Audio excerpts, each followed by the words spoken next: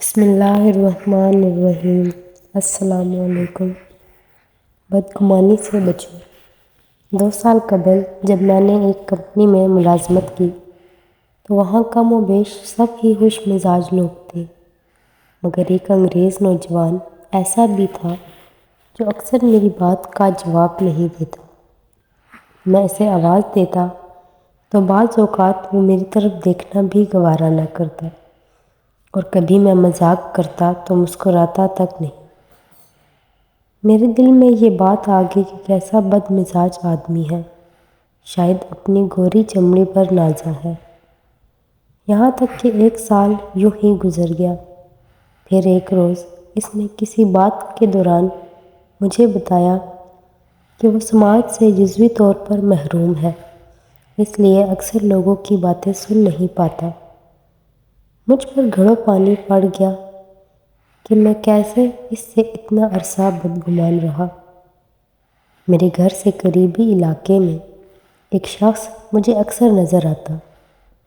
وہ ڈبل روٹی یا چپس کھاتا تو کافی سارے کونے میں پھینک دیتا۔ میں سوچنے لگا کہ کیسا ناشکرا ہے، رزق کی بے حرمتی کرتا ہے، اسے ضائع کرتا ہے۔ اگر نہیں کھانے ہوتے تو تھوڑا لیا کرے۔ یہی سوچتے ایک روز اس نے آنکھیں چار ہوئی تو اس نے مسکرا کر چمکتی آنکھوں کے ساتھ کہا کہ بھائی یہ دیکھو، یہ میں کیڑوں کو کھانا ڈالتا ہوں، انہیں کیسے رزق دیتا ہے۔ میں ٹھڑک کر رک گیا۔ میں جسے ناشکرا سمجھتا تھا وہ تو کئی ناتواں مخلوق کو رزق دینے کا ذریعہ بنا ہوا تھا۔ ندامت سے میرا سر جھک گیا۔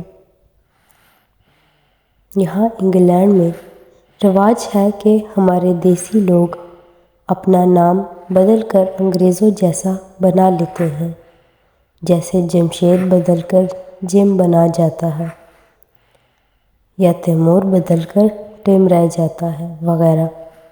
ایک روز اپنے دوستوں سے ملنے ایک دوسرے علاقے گیا تو وہاں دیکھا کہ سب گورے میرے ایک دوست محمد کو مو کہہ کر بلا رہے ہیں۔ مجھے شدید تکلیف ہوئی کہ کائنات کے حسین ترین نام کو بدل کر کیسا کر ڈالا، صرف اس لیے کہ گوروں سے مناسبت ہو جائے۔ اسی خیال کو دل میں دبائے رکھا لیکن کہا نہیں۔ واپس گھر آ گیا۔ کچھ عرصہ بعد پھر ملاقات ہوئی اسی دوست سے۔ اس بار نہیں رہا گیا۔ میں نے کہا محمد تمہارا نام تو سب سے بلند ہے اور تم نے اسے بدل کر مو کر دیا، ایسا نہ کرو۔ میری بات سن کر اس نے جواب دیا کہ عظیم بھائی میں نے ایسا جان کر کیا ہے۔ جب کام پر ہوتا ہوں تو یہ لوگ غصے یا مذاق میں مجھے گالیاں دیتے ہیں۔ میں نہیں چاہتا تھا کہ میرے نبی کے نام کے ساتھ کوئی نازیبا کلمہ یہ کہے، لہذا میں نے اپنا نام مو لکھوا دیا تاکہ یہ مو کو گالی دے، محمد کو نہیں۔ یہ سن کر میری حالت ایسی تھی کہ کاٹو تو لہو نہیں۔ میں دہل گیا کہ اگر آج میری ملاقات نہ ہوتی اور میں اس سے یہ نہ پوچھتا تو ساری زندگی میں اپنے اس بھائی کے بارے میں بدگمانی سینے میں دبائے رکھتا۔ وہ حرکت جس کا کرنا مجھے گستاخی لگتا تھا وہ تو حب رسول کا اعلیٰ نمونہ تھا۔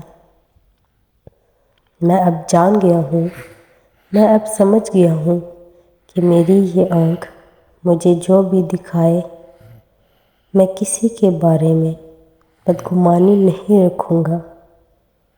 میرے رب نے اپنی کتاب میں سچ کہا ہے